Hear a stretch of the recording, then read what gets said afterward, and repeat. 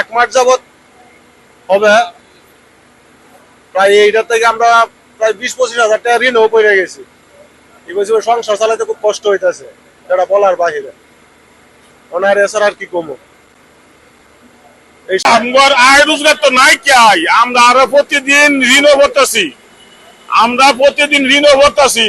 আমরা সমিতির কিস্তি দিতে পারতেছি না, খাইতেও পারতেছি না।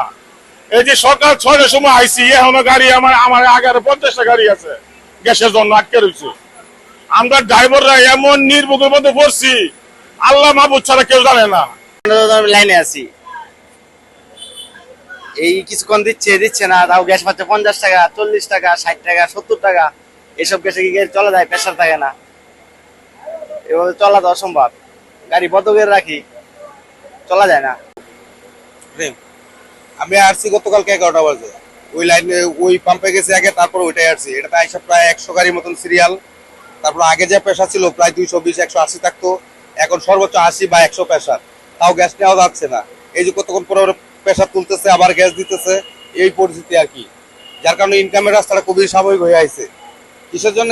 গ্যাস তো নেওয়া যাইতেছে না, রোডে তো গাড়ি চালানো যাইতেছে না, গ্যাসই পাওয়া যাইতেছে না। সব পামি এদিকে বন্ধ, শুধু এইটাই খোলা। সরকারের কাছে দাবি এটাই, আমরা গরিব মানুষ, আমরা যেহেতু কেটে খাই, আমরা গ্যাস এবং বিদ্যুৎ এইগুলা যদি পাইতাম তাহলে তো আমরা চলবার পাইতাম। এনে আমি রাত 1:30 আইছি, আয়ের আপনার হেমরে গেলাম 2-3 পাম্প, এডি ব্যক্তি বন্ধ, প্রফেশন নাই, অনেক মার তো এটাই খোলা। এই ঢাকা বাইপাস থেকে এই পর্যন্ত আমি আইতে যে এই পর্যন্ত হয়েছে, তার মানে আমি গ্যাস পাইতে প্রায় 1টা অথবা 1:30 বাজবো। আর বর্তমানে অনেকবারই নাই, লাইনে গ্যাস একদম 0 পয়েন্টে চলতেছে। এইভাবে মেশিন চালানির থেকে 10 লিটার করে মোবিল গাছ আছে, ইঞ্জিন বেশি রকম হিট হয়ে যায়। এভাবে মেশিন চালানোটা মানে কোম্পানি খুবই লস হইতেছে। তো আইসি তো 2-3 ঘন্টা হয়ে গেছে, এখনো কোনো গ্যাসের কোনো ইয়া নাই।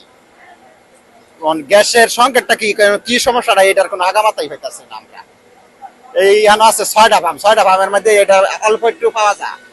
এই অল্প একটুর মানে এটাই আমরা কিন্তু বুঝতেছি না, এটার মধ্যে আছে, হেডের মধ্যে নাই। কি লেখা? আসসালামু আলাইকুম, আমি কুমিল্লা ডিস্ট্রিক্ট মেঘনা থানা আপনার ময়মনসিং উদ্দেশ্যে রওনা হয়েছি। এখন মনে করেন আপনার গ্যাসের অনেকই সমস্যা।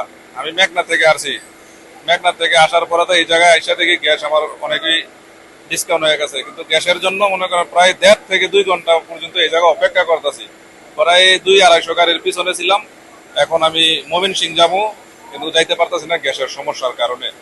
এখন গ্যাসেরই অনেকই কঠোর ব্যবস্থা করতে হইব, আমাদের সরকারের কাছে দাবি এটাই জানাই।